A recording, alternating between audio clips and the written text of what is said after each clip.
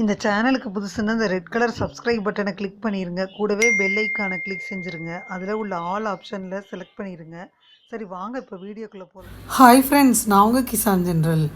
இன்றைக்கி இந்த பதிவில் நம்ம இப்போது மே மாதம் வரப்போகுது. மே மாதத்தில் நடக்க போகிற முதல்ல கிரகநிலையை பற்றி பார்த்துருவோம். 6 கிரகங்கள் பார்த்திங்கன்னா இந்த மே மாதம் 2025 வருடத்தில் ஒரே இடத்துல வரப்போகுது. இந்த மே மாதத்தில் சூரியன், புதன், குரு, சுக்கிரன், ராகு, மேலும் கேது, இந்த 6 கிரகங்கள் இயக்கத்தில் மாறுபட போகுது. மே 14 சூரியன் ரிஷப ராசிக்கு போகிறாரு. மே 6 புதன் மேஷராசியில் சஞ்சாரம் செய்கிறாரு. குரு பகவான் மே 14 மிதுன ராசிக்கு போகிறாரு. சுக்கிரன் மே 31 மேஷராசிக்கு போகிறாரு. சுமார் 18 ஆண்டுகளுக்கு பின்னாடி ராகு கும்பராசியிலையும் கேது சிம்மராசியிலையும் சஞ்சாரிக்க போது. அதை வச்சு பார்த்தோன்னா இந்த மாதம் குரு ரிஷபராசியிலையும் மிதுனராசியிலையும் சஞ்சரிக்க போகிறாங்க. கிரகங்களின் இந்த பெரிய மாற்றங்கள் இந்த மாதத்தில் மே மாதத்தில் சிலருக்கு ராஜ வாழ்க்கையும் சிலருக்கு கொஞ்சம் அபாயகரமான வாழ்க்கையும் தரப்போகுது. யார் யாருக்கு ராஜ வாழ்க்கை, யார் யாருக்கு கொஞ்சம் சங்கடம் கூடிய வாழ்க்கைன்றதை இந்த பதிவில் நம்ம பார்க்க போகிறோம் ஃப்ரெண்ட்ஸ். மேஷராசி என்பர்களுக்கு இந்த மே மாதத்தில் பார்த்திங்கன்னா எதிர்பார்த்த தொகை, பதவி உயர்வு கிடைக்கும். விரும்பிய இடத்துல வேலை கிடைக்கும். மூலப்பொருட்களை கொள்முதல் செய்ய வெளியூரிலிருந்து நண்பர்கள் கிடைப்பாங்க. வேலை இல்லாதவர்களுக்கு விரும்பிய வேலை கிடைக்கும், அதனால் லாபம் கிடைக்கும். தொழில் முதலீட்டுக்கு உங்கள் நகைகளை அடகு வச்சு கணவருக்கு தருவீங்க. பின்னாடி நகைகளை மீட்டுக்கிருவீங்க. கணவன் மனைவிக்கிடையே நல்ல புரிதல் உண்டாகும். குடும்பத்துடன் விருந்து விழா அப்படின்னு போயிட்டு வரீங்க. இடுப்பு வலி வந்து போகும். இந்த மாதம் குறிப்பாக கலைக்குரிய சுக்கிரன் பாதகமாக இருப்பதனால உங்கள் திறமைகள் அதிகரிக்கும். எந்த வேடமாக இருந்தாலும் அதனை ஏற்று நடிங்க. மாணவ மணிகள் நல்ல துறையில் சேரணும் அப்படின்னு விரும்புனீங்கன்னா சற்று கூடுதல் உழைக்கணும். பரிகாரம் பார்த்திங்கன்னா முருகருக்கு சிவப்பு மலரால் நீங்கள் மாலையோ அல்லது பூச்சரமோ தொடுத்து கொடுங்க. மேஷராசி என்பர்கள் இந்த மே மாதத்தில் பணத்தை நிர்வகிப்பதில் கவனமாக இருக்கணும். பணியிடத்தில் கடின உழைப்பு தேவை. பேச்சு மற்றும் செயலை கட்டுப்படுத்தணும் ஃப்ரெண்ட்ஸ். 2ஆம் இடத்துல சற்று மேம்படுறனால உங்களுடைய நிலைமை, அதாவது நீங்கள் இருக்கிற இடத்த விட்டு வேறு இடத்துக்கு போனீங்கன்னா நிலைமை மேம்படும். நெருங்கிய நண்பர்கள் மற்றும் உறவினர்களின் உதவிகள் கிடைக்கும். தடைப்பட்ட வேலைகளை முடிக்க முடியும். தொழில் சார்ந்த வளர்ச்சி உண்டாகுது. மாதத்தின் நடுவில் உடல் நலத்தை பார்த்துக்கங்க. உணவு விஷயத்தில் கவனம். சிறிய முதலீடு செஞ்சாலும் ரொம்ப கவனமாக இருக்கணும். ஆன்மீகத்தில் நாட்டம் அதிகரிக்கும். காதல் உறவில் கவனம். கருத்து வேறுபாடுகள் ஏற்படுது. திருமண வாழ்க்கையில் துணையின் உணர்வை புரிஞ்சு கொண்டு நடக்கணும், அப்போ தான் நல்லது. மேஷராசி என்பவர்களுக்கு இந்த மே மாதத்தில் பணத்தேவை அதிகரிக்குது. இந்த மாதத்தில் இடமாற்றம் ஏற்படுது. ஆடை அணிகலன் வாங்குறதுல செலவு உண்டாகுது. எதிர்பார்த்த பணவரவு வருது. வாகன யோகம் கிடைக்குது. எழுத்து வகையில் எதிலும் சிக்க வேணாம், கவனமாக இருக்கணும். கூட்டுத்தொழில் வியாபாரத்தில் இருந்தீங்கன்னா பார்ட்னருடன் சுமூகமான முறையில் அனுசரித்து போகிறது நல்லது. வீண் அலைச்சல் உண்டாகலாம். உத்தியோகத்தில் இருந்தீங்கன்னா திடீர் நெருக்கடிகள் ஏற்படுது, எச்சரிக்கையாக இருக்கணும். பயனற்ற பயணங்கள் உண்டாகுது. குடும்பத்தில் இருப்பவங்களுடன் கவனமாக பேசணும். கணவன் மனைவிக்கிடையே திடீர் கருத்து வேற்றுமை ஏற்படுது. பிள்ளைகளின் கல்வி தொடர்பான விஷயங்களில் கவனமாக இருக்கணும். வாக்குவாதத்தை தவிர்க்கணும்.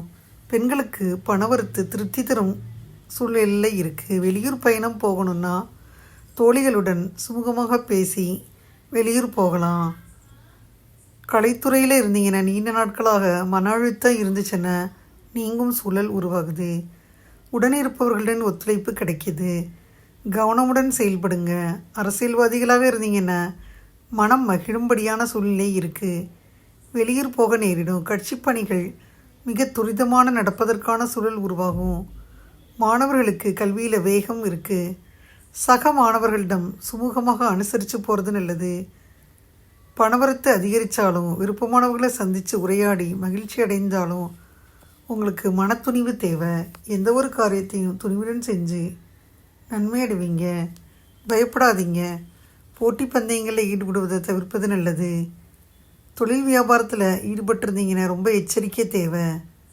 வியாபார விருத்திக்கு உதவும் உத்தியோகத்தில் இருந்தீங்கன்னா கோபப்படாமல் இருக்கணும். சக ஊழியர்கள் பேச்சை கேட்டு நடப்பதை தவிர்த்து நீங்களாகவே முடிவெடுங்க. கணவன் மனைவி நெருக்கம் அதிகரிக்கும். வாக்குவாதங்களை தவிர்த்திடணும். உறவினர்கள்ட்ட பேசையில் நிதானமாக பேசுங்க. பரிகாரம்னு பார்த்தீங்கன்னா விநாயக பெருமானுக்கு தீபம் ஏற்றி வழிபட்டிங்கன்னா காரியத்தில் வெற்றி உண்டாகும். குடும்ப கவலை தீரும். சந்திராஷ்டம தினங்கள் மே 13, மே 14, மே 15.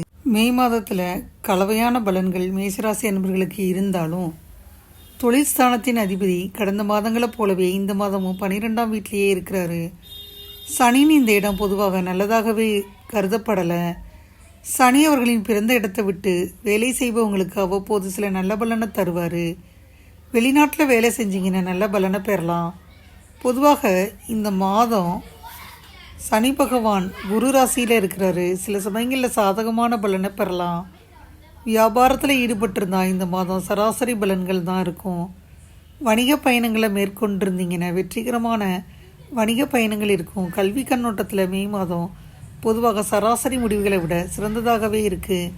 உங்கள் 5ஆம் வீட்டின் அதிபதியான சூரியன் மாதத்தின் முதல் பகுதியில் உச்சநிலையில் இருக்கிறாரு. முதல் வீட்டில் சூரியனின் பயிற்சி நல்லதல்ல என்றாலும் 5ஆம் வீட்டின் அதிபதி உச்சம் அறிவாற்றலை அதிகரிக்க உதவுது. அதனால் படிப்பில் சிறப்பாக செயல்படுவீங்க. கல்வி கண்ணோட்டத்தில் மே மாதம் பொதுவாக சராசரி முடிவுகளை விட சிறந்ததாகத்தான் இருக்குது. ஆரம்ப கல்வியை தொடரும் மாணவர்களுக்கு மாதத்தின் முதல் பகுதி நல்ல பலனை தரும். இருந்தாலும் அலட்சியமாக இருந்தால் முடிவுகள் கலவையாக இருக்கும்.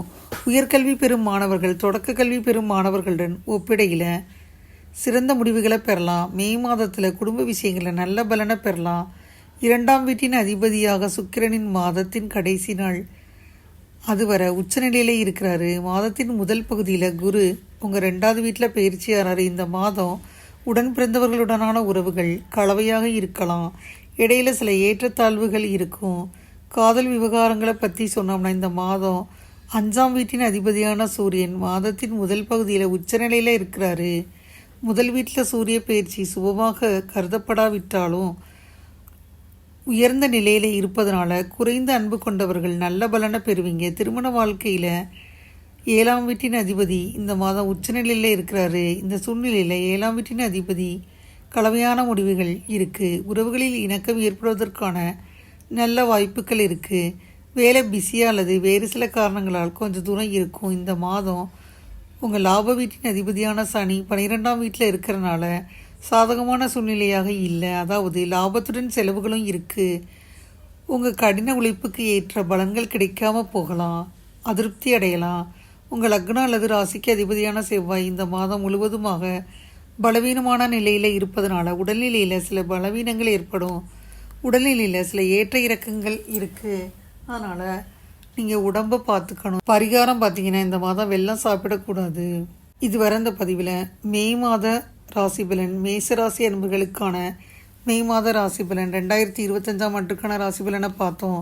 இந்த பதிவு நிச்சயமாக யூஸ்ஃபுல்லாக இருக்கும்னு நினைக்கிறேன். இந்த பதிவு உங்களுக்கு பிடிச்சிருந்தா லைக் பண்ணுங்கள். மறக்காமல் கிசான் ஜெனரல் சேனலை சப்ஸ்கிரைப் பண்ணுங்கள்.